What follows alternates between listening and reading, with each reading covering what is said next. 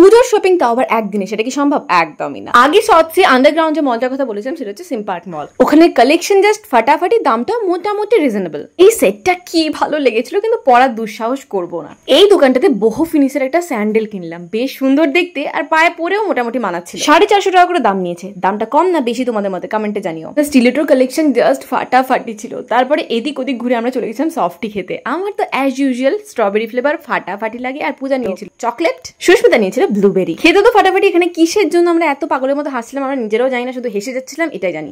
এরপরে আমরা চলে গেছিলাম স্ট্রিট শপিং করতে। স্ট্রিট শপিং এর মধ্যে দারুণ দারুণ কোয়াড সেট, ওড়না, অর্নামেন্টস, অনেক কিছু ছিল। পুজো মানে শ্রীলেদার্সে না ঢুকলে হয়। যদিও কিচ্ছু কিনিনি, তবুও ঢুকেছিলাম। ভিড় দেখে মাথাটা জাস্ট বমকে গেল। আর তোমরা কারা কারা শ্রীলেদার্স থেকে এবারে জুতো কিনেছো কমেন্টে জানাও। ছোট্ট ছোট্ট স্ট্রিটের জুয়েলারি সবগুলো তো এদিক ওদিক ছিল, সেখানে যেটাই ভালো লাগছিল দাঁড়িয়ে পড়ছিলাম। কেউ কিনছিল আবার কেউ কিনছিল না। তারপরে আমরা চলে গেছিলাম শ্রীরা মার্কেট, সেটা না হয় পরের পার্টে দেখাবো। শ্রীরা মার্কেট থেকে আমি অনেকগুলো ড্রেস কিনেছি, আর প্রত্যেকটা আমার প্রচন্ড পছন্দের আর ক্রসেটের। তোমাদের পুজোর শপিং হচ্ছে না হবে? চালিয়ে যাও।